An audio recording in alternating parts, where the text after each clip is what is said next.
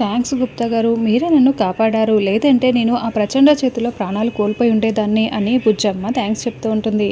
మీరు యమధర్మరాజు దగ్గర పర్మిషన్ తీసుకొని నన్ను కాపాడారా అని బుజ్జమ్మ అడగడంతో, అంత వ్యవధి లేదు కదా బాలిక అని గుప్తా గారు అంటారు. అయ్యో, మళ్ళీ మీకు యమధర్మరాజు శిక్ష వేస్తారు కదా, ఎందుకు గుప్తా గారు ఇలా చేశారు అని బుజ్జమ్మ అంటూ ఉంటుంది.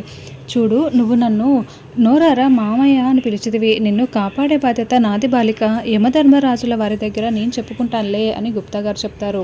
ఇదిగోండి గుప్తా గారు, మీ ఉంగరం తీసుకోండి, మళ్ళీ యమధర్మరాజుల వారు మీకు పనిష్మెంట్ ఇస్తారు అని బుజ్జమ్మ చెప్తూ ఉంటే, లేదు బాలిక, ఆ ప్రచండ వలన నీకు ఇంకా ప్రమాదం పొంచి ఉన్నది. ఈ ఉంగరము లేకపోతే నీకు శక్తులు ఉండవు, ఇంకా నీకు శక్తులు రావడానికి కాస్త టైం పడుతుంది. ఈ లోపల ప్రచండ ఏమైనా చేస్తే అంతవరకు ఈ అంగుళి కానీ నీ దగ్గరే ఉంచుకో అని గుప్తా గారు అంటే, నేను ఇప్పుడు గుడికి వెళ్తున్నాను గుప్తా గారు, అక్కడ ఆ ప్రచండ నన్నేమీ చేయలేడు, కాబట్టి ఆ దేవుడే అంతా చూసుకుంటాడు. మీరు నా వల్ల మాటలు పడకూడదు, తీసుకోండి, ఈ ఉంగరాన్ని మీ దగ్గరే ఉంచుకోండి అని బుజ్జమ్మ చెప్తూ ఉంటే, ఈ మంచితనమే నిన్ను కాపాడుకుంటూ వస్తుంది బాలిక అని గుప్తా గారు చెప్తారు. అంటే మనది జన్మజన్మల బంధం కదా గుప్తా గారు అని బుజ్జమ్మ అంటుంది. అలాగే బాలిక అంటూ ఉంగరాన్ని తీసుకుంటారు. ఈ లోపల బాకీ వాళ్ళు బుజ్జమ్మ బుజ్జమ్మ అని వెతుకుతూ పరుగులు పెడుతూ అక్కడికే వస్తూ ఉంటారు.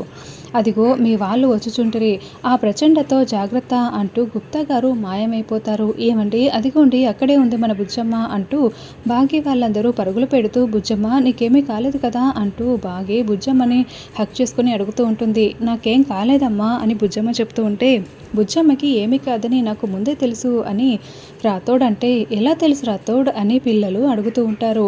అంటే నేను ఊహించాను, ఇంతకు ముందు కూడా గ్రద్ద ఇలా బుజ్జమ్మని అటాక్ చేసింది కదా, అప్పుడు బుజ్జమ్మకి ఏమీ జరగలేదు కదా అని రాథోడ్ అంటే, ఏంటి ఇంతకు ముందు కూడా గ్రద్ద ఇలాగే అటాక్ చేసిందా అని అమర్ చాలా షాకింగ్గా అడుగుతూ ఉంటాడు. అవును సార్, ఇంతకుముందు అమ్మో మీద, ఇప్పుడు బుజ్జమ్మ మీద ఇలాంటి గ్రద్దని అటాక్ చేసింది అని బాగి చెప్తుంది. అవును డాడ్, ఇప్పుడు లక్కీగా ఎవరికి ఏమీ కాలేదు అని ఆకాష్ చెప్తాడు. ఓకే, గ్రద్ద ఇలా మాటిమాటికి వచ్చి అటాక్ చేస్తుందంటే దీని వెనుక ఏదో ఉంది, అదేంటన్నది కనిపెట్టాలి అని అమర్ మనసులో అనుకుంటూ, సరే వెళ్దాం పదండి ఇంటికి అని అమర్ చెప్తూ ఉంటాడు. లేదు డాడీ, మనం గుడికే వెళ్ళాలి, ఎందుకంటే నేను మొక్కు తీర్చుకోవాలి అని బుజ్జమ్మ చెప్తుంది. మళ్ళీ ఆ గ్రద్ద అటాక్ చేస్తుందేమో అని పిల్లలు చెప్తూ ఉంటే, నాకేం కాదు, అంతా దేవుడే చూసుకుంటాడు అని బుజ్జమ్మ అంటుంది.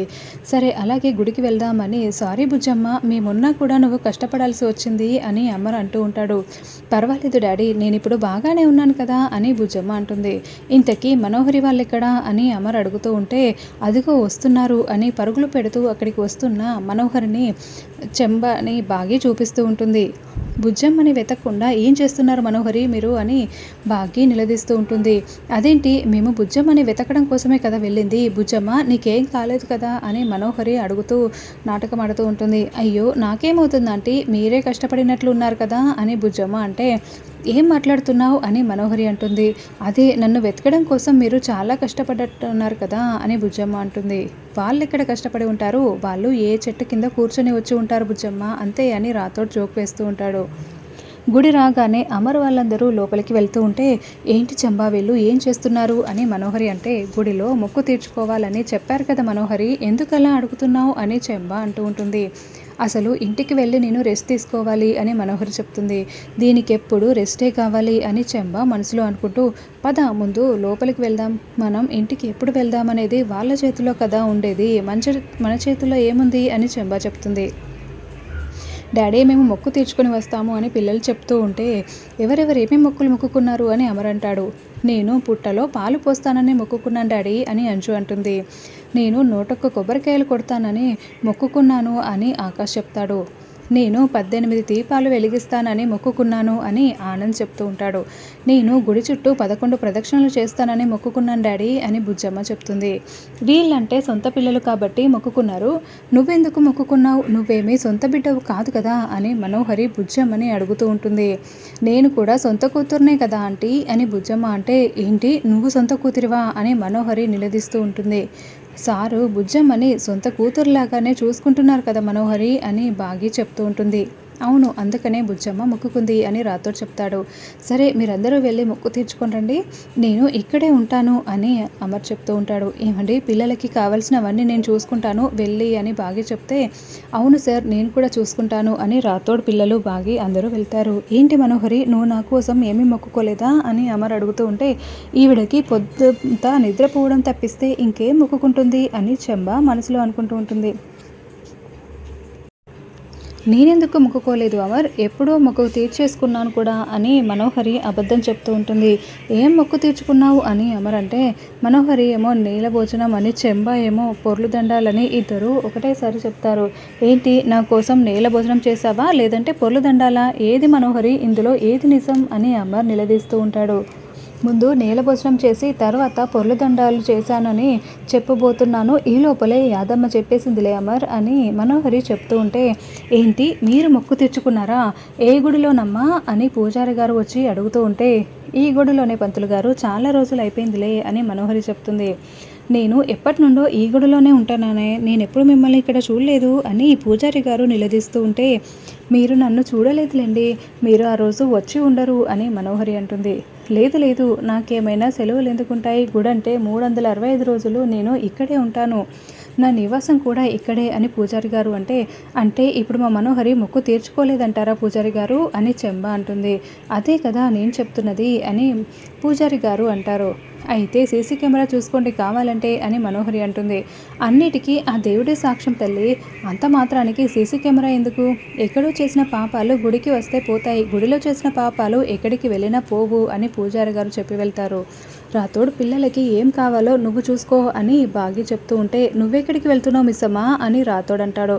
పిల్లలే మొక్కుకుంటే నేను తాళి కట్టించుకున్న భార్యని నేను కూడా మొక్కుకొని ఉంటాను కదా అని బాగి అంటుంది. అవును మిస్సమ్మ, నేను మర్చిపోయాను, ఇంతకీ ఏం మొక్కుకున్నావు అని రాథోడ్ పిల్లలు అడుగుతూ ఉంటారు. మనం చిన్న పిల్లలం కాబట్టి చిన్న చిన్నవి మొక్కుకున్నాం, మిస్సమ్మ చాలా పెద్దదే మొక్కుకొని ఉంటుంది అని అంజు అంటుంది. చివర్లో మీకే తెలుస్తుంది పిల్లలు, మీరు వెళ్ళండి అని బాగి పిల్లల్ని పంపించేస్తుంది. నాతో కూడా చెప్పకూడదా మిస్సమ్మ అని రాథోడ్ అంటే, నేను గుడి మెట్లు శుభ్రం చేసి పసుపు కుంకుమ రాసి బోనం కుండ తలపై పెట్టుకొని మోకాళ్ళ మీద మెట్లు ఎక్కి అమ్మవారికి నిప్పులో బోనం సమర్పిస్తానని మొక్కుకున్నాను రాథోడ్ అని బాగి చెప్తుంది. ఏంటి మిస్సమ్మ ఇంత పెద్ద మొక్క, కష్టమైంది కదా అని రాథోడ్ అంటాడు.